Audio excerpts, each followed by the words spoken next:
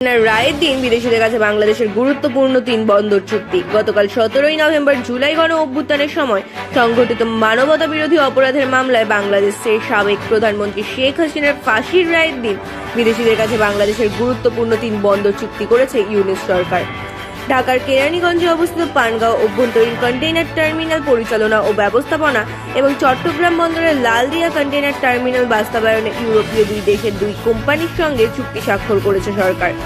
একই দিন সোমবার জুলাই অভ্যুত্থান কেন্দ্রিক মানবতা বিরোধী এক মামলায় সাবেক প্রধানমন্ত্রী শেখ হাসিনার বিরুদ্ধে ফাঁসির রায় দিয়েছে আন্তর্জাতিক অপরাধ ট্রাইব্যুনাল। এই দুটি ঘটনা একই দিনে ঘটায় সমালোচনা শুরু হয়েছে দেশটির বিভিন্ন মহলে। শেখ হাসিনার রায়ের দিনে কেন বন্দরের চুক্তি স্বাক্ষর হলো, সেই প্রশ্ন তুলছে দেশটির সচেতন মহল। রাজধানীর হোটেল ইন্টারকন্টিনেন্টালে আয়োজিত এই চুক্তি স্বাক্ষর অনুষ্ঠানে প্রধান অতিথি হিসেবে উপস্থিত ছিলেন নৌ পরিবহন উপদেষ্টা brigadier general M Sakhawat Hossain. বাংলাদেশের এই 3 বন্দর বিদেশিদের কাছে ইজারা দেওয়ার প্রতিবাদে বিক্ষোভ ও মশাল মিছিল শুরু হয় চট্টগ্রামের হালিশহর নয়াবাজার মোড় থেকে বড়পুল অ্যাক্সেস রোড দিয়ে শেষ হয়।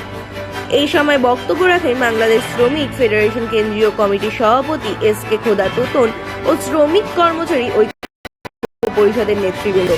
উল্লেখ্য, বন্দর নিয়ে চুক্তি অনুসারে ঢাকার কেরানীগঞ্জে অবস্থিত পানগাঁও অভ্যন্তরীণ কন্টেইনার টার্মিনাল পরিচালনা ও ব্যবস্থাপনার দায়িত্ব পেয়েছে সুইজারল্যান্ড ভিত্তিক প্রতিষ্ঠান মেডলক।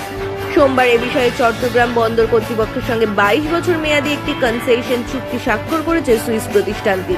এছাড়া চট্টগ্রাম বন্দরের লালদিয়া কন্টেইনার টার্মিনাল বাস্তবায়নে বৈদেশিক বিনিয়োগ নিশ্চিত করেছে ডেনমার্ক ভিত্তিক এপিএম টার্মিনালস। দেশীয় বন্দরের পরিচালনায় দায়িত্ব বিদেশি প্রতিষ্ঠানকে দেওয়া এবং বিশেষ করে চুক্তি স্বাক্ষরের দিনটি নিয়ে সামাজিক যোগাযোগ মাধ্যমে ব্যাপক সমালোচনা তৈরি হয়েছে।